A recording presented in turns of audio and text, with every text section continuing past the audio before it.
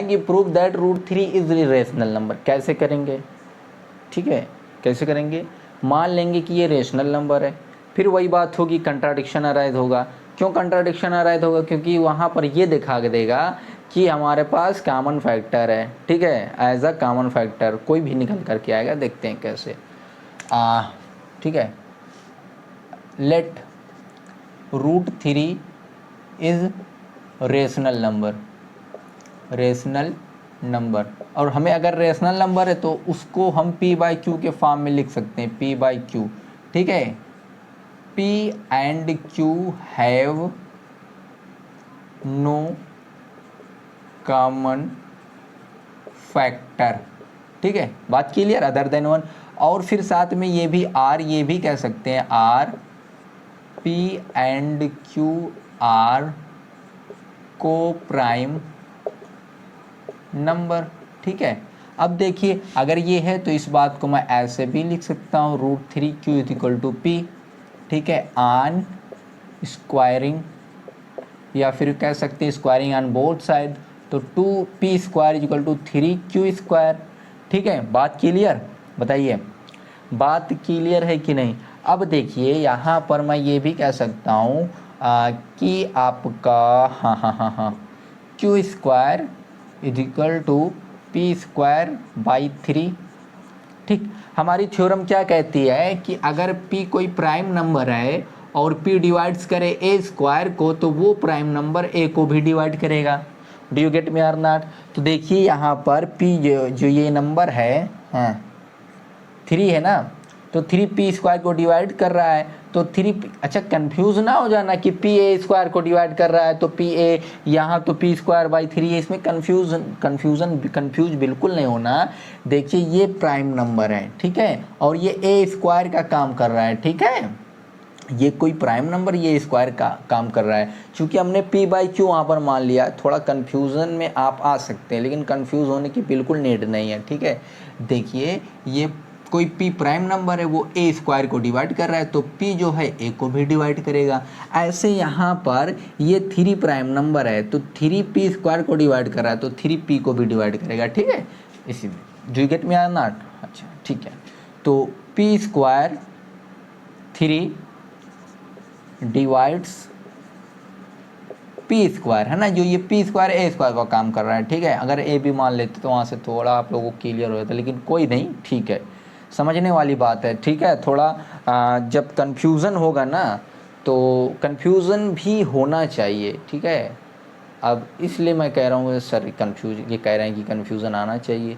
अगर आपको कन्फ्यूज़न नहीं आएगी तो आप कहेंगे हमें ऐसा बात है, या हमें ऐसा बात है, यस हमें ऐसा बात है, तो ये चीज़ें नहीं होनी चाहिए ना। तो कम से कम थोड़ा सा अगर कन्फ्यूज़ आप हुए तो आप पढ़ने के लिए जाएंगे, अगर आपको कन्फ्यूज़न कोई नहीं होगा तो आप पढ़ने के लिए नहीं जाओगे। पता पड़ा इस टाइप का कोई ना निकला, मिल नहीं, पहली बार मिल गया तो दिक्कत कर जाओगे, अरे ये क्या हो गया, ठीक है, कुछ हुआ नहीं है, ये हमें देखना है, ठीक है। जो डिवाइड करे वो p होना चाहिए, p कोई प्राइम नंबर, ये तो p कोई प्राइम नंबर है, a स्क्वायर को डिवाइड कर रहा है, तो ये जो 3 है वो डिवाइड करेगा p को भी, है ना। अगर 3p को डिवाइड कर रहा है तो सपोज करिए वो कोई नंबर k है, ठीक है, उससे, ठीक। तो यहाँ से आपका क्या हो जाएगा, यहाँ से आपका ये हो जाएगा p is equal to 3k, p is equal to 3k, इसको हम इक्वेशन a कहेंगे। इसी इक्वेशन में रख दो फ्रॉम a, ठीक है। तो आपका क्या हो जाएगा, q square is equal to 9k square by 3, do you get me or not. तो q square is equal to 3k square, ठीक है। अब यहाँ से ये भी कह सकते हैं कि k square is equal to q square by 3, ठीक है। अरे कुछ नहीं, सिंपल सी बात है, इसको इधर कर दिया। अब देखिए 3 डिवाइड कर रहा है, डिवाइड्स क्यू स्क्वायर यहाँ से, ठीक है, 3 डिवाइड्स क्यू स्क्वायर, तो 3 डिवाइड करेगा किसको, क्यू को, ठीक है। अगर 3q को डिवाइड कर रहा है इट मीन्स दैट इस बात को हम ऐसे लिख सकते हैं, अगर 3 डिवाइड कर रहा है q को, 3 डिवाइड कर रहा है q को, ठीक है, तो वो कोई नंबर n है सपोज करो, तो q इज इक्वल टू क्या हो जाएगा 3n, यहाँ से देखिए हमने q is equal to 3n निकाला है और p इज इक्वल टू यहाँ से आया है 3k, है ना। p इज इक्वल टू क्या आया है 3k, ठीक। p इज इक्वल टू क्या आया है 3k। तो यहाँ पर क्या हो जाएगा, here p and q 3 as a common factor, ठीक है। यहाँ पर हमने मान करके चला था कि यहाँ से कि P और Q के पास कोई कॉमन फैक्टर, इसको थोड़ा सेपरेट कर दो यार, नहीं तो में दिक्कत कर जाओगे। इसको थोड़ा से इससे इस वाली कहानी से अलग कर दो। हमने मान कर चला था कि P और Q के पास कोई कॉमन फैक्टर नहीं है, लेकिन यहाँ से निकल के आया कि P एंड Q के पास 3 है जो एज अ कॉमन फैक्टर है, ठीक है। तो यहाँ से हमने जो बात मान करके चली थी उस बात का विरोध निकल करके आया, उस बात को नकार कर रहा है, उस बात को मना कर रहा है, नहीं कर रहा है, बिल्कुल मना कर रहा है। तो हम यहाँ क्या करें, लिखेंगे here contradiction are arises due to our wrong assumption. और हमारा रॉन्ग अजम्पशन क्या था, हमने मानकर चल दिया था कि पी क्यू एक रेशनल नंबर है ना। आवर रॉन्ग अजम्पशन दैट क्या, √3 इज रेशनल नंबर, ठीक है। सो यहाँ से क्या हो जाएगा, √3 हेंस √3 इज इरेशनल नंबर, ठीक है, इरेशनल नंबर, ठीक।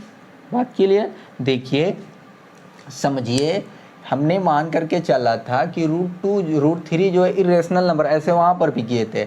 और हमने माना अगर ये रेशनल नंबर है तो p/q का फॉर्म लिख सकते हैं, और p एंड q के पास कोई कॉमन फैक्टर नहीं है, और p और q को प्राइम दोनों बातें एक ही, भी हमने समझाया था।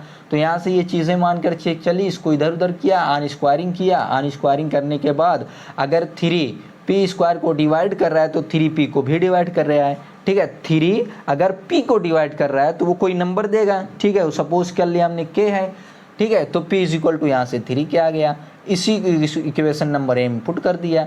पुट करने के बाद ये वाली बात निकल के आई। अब यहाँ से हमने ये कह दिया कि k² डिवाइड कर रहा है k² will be equal to q²/3। अब देखिए q², ठीक है, 3 डिवाइड कर रहा है q² को, ठीक है। तो 3 डिवाइड करेगा q को, अगर 3 q को डिवाइड कर रहा है तो एक नंबर कोई n होगा। तो यहाँ से हमने देखा q इक्वल टू 3n हो गया, और ये p इक्वल टू 3 के था।